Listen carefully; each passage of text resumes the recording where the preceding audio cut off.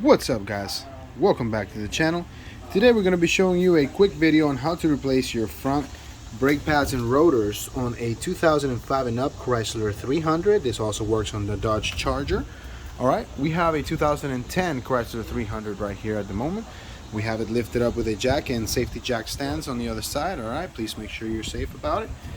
Okay, and the first thing we're going to do is we are going to remove the brake caliper. Okay, in order for us to do so, we have to get back here. Let me show you real quick. Okay, right here, this screw, we have to remove this screw. I believe it's a 13 millimeter bolt, and then underneath, this one right here is for your for the actual bracket.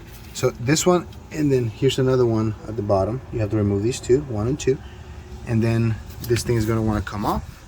We're going to take it out. We're going to hang it. So let's go ahead and do that. Okay. Alright, guys, so here we are in the back. I grabbed the 13 millimeter. I have an impact wrench. You don't have to use an impact. Alright, so let's take it out real quick for time's sake. Loosen it, and then loosen the bottom one. Okay, once we do that, you should be able to take them off by hand. Okay, 1 and 2 in the back. And this should slide out.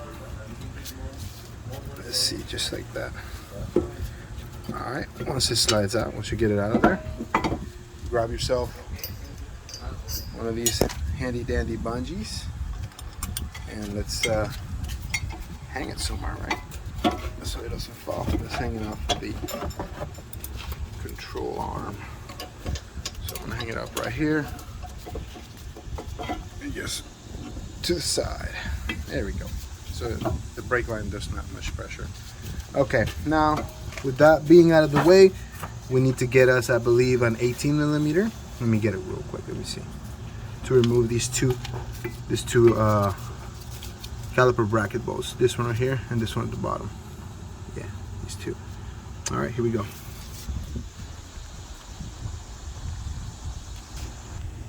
Alright, so we got our 18 millimeter. It is an 18 millimeter. Let's come back here and let's take care of these ones.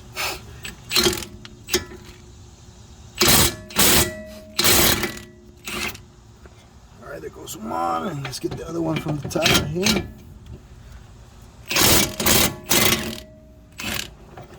Alright, there we go. Now they should be, yeah, soft enough to do by hand. Oh well, once you remove this caliper, you can just slide the pads out, number 1, and slide the pad out, number 2. These pads are good, but we had our customer that wanted to get the new rotors, and the rotors came with pads, so might as well slap some new pads in there, right? So this is what we're going to do. Now, we loosened up these back ones right here to remove this bracket. So once these are loose, let's just take them off real quick. Let me see. Alright, so I got this bottom one out the way. Hopefully you guys can see that. Let me see. Alright, this one's out of the way. Now let me loosen this one up. You see how it's coming apart like that? That's what's going to happen.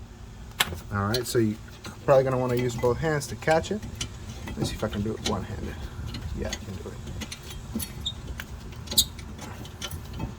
Alright, so once it's loose, this is going to fall off, so be careful. We're going to move this to the side and clean it up. Alright, now we have the screw here. You can leave it here or move it to the side. I like to move these and clean these up.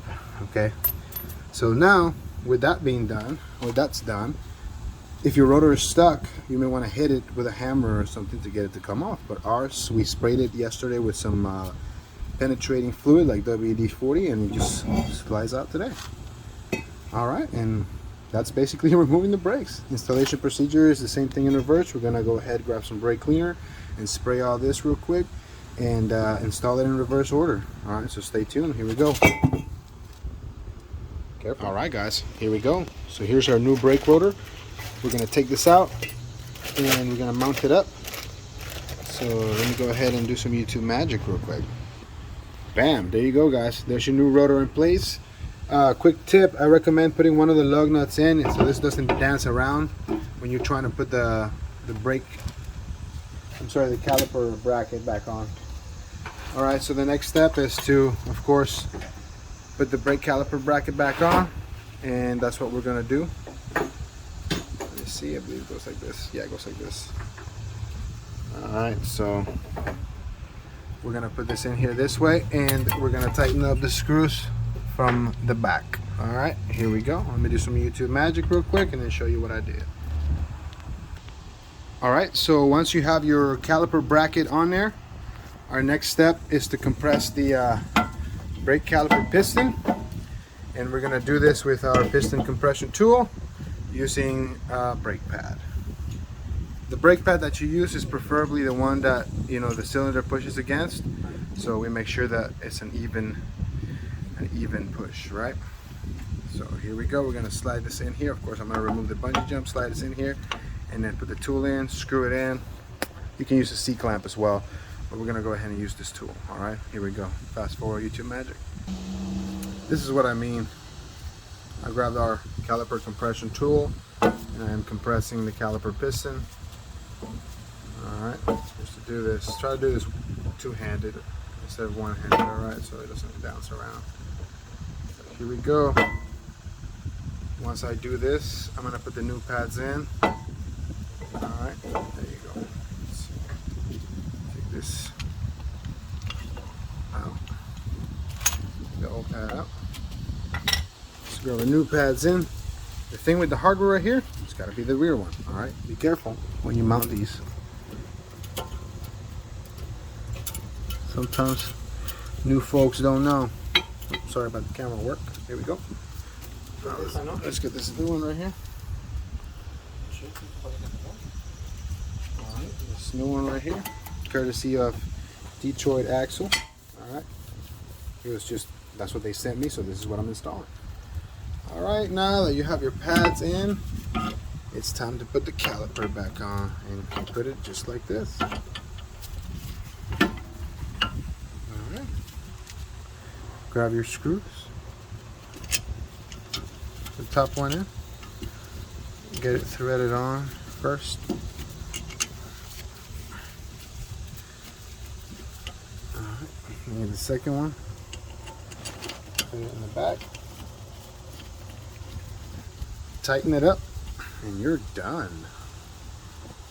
Alright guys, there you go. Now there are other brake bleeding procedures that I'm not going to go into in this video for time's sake, because I got things to do. But that's how you replace the front brake pads and rotors on a Chrysler 300 or on a Dodge Charger. All right, in many other vehicles, the procedure is the same. Oh, there you go.